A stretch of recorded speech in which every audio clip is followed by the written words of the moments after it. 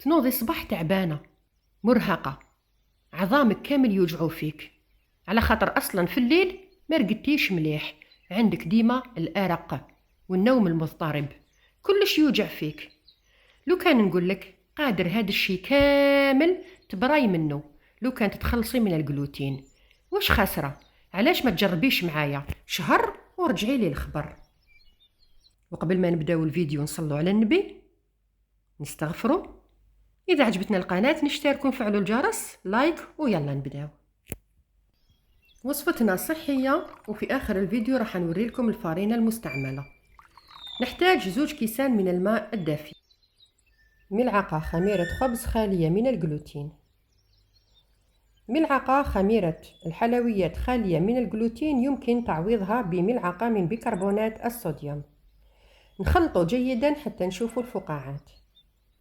نحطوا حبة بيض بحرارة الغرفة، ضروري تكون بحرارة الغرفة. نحط الفارينة على دفعتين، الدفعة الأولى 5 ملاعق، نحط واحدة زوج نخلط، واحدة زوج نخلط، 5 ملاعق، ونحرك مليح حتى نتأكد باللي ما عندي حتى حبيبات. شوفوا الخليط كيفاش يكون متجانس وطري جدا، يعني يشبه نتاع المسكوتشو.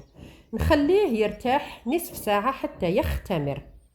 نولوا ليه، شوفوا هذاك القوام اللي نلقاوه دار الفقاعات، والداخل طبعا اختمر وتعمر بالهواء.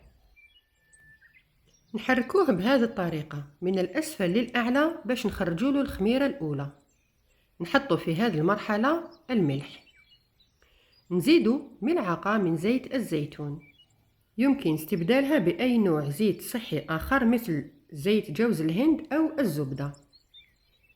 نزيدوا ملعقة واحدة أو 2 فقط من الطحين، يعني في 2 كيسان ما اللي درنا في الأول، إجمالي الطحين من 6 إلى 7 ملاعق فقط. لو كان نزيدوا أكثر من هكذا الخليط راح ينشف، والخبز نتاعنا من غدوة ذاك ما نقدروش ناكلوه.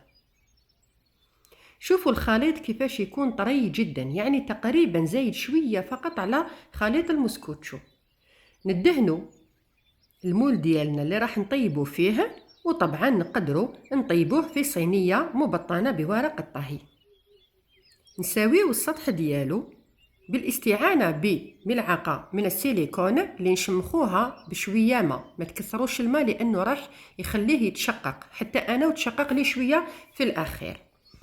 ندهنوه بصفار البيض، إذا حبينا شوية نكهة إضافية نزيدو في صفار البيض القليل من الكركم.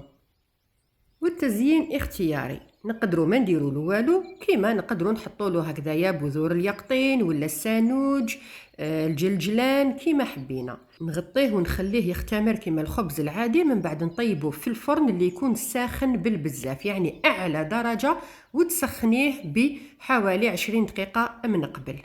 نقدروا نديروهم هكذا صغار. هذا هو خليط الفارينة اللي استعملته، خالي من الجلوتين، اللي مخدوم بالذرة والأرز.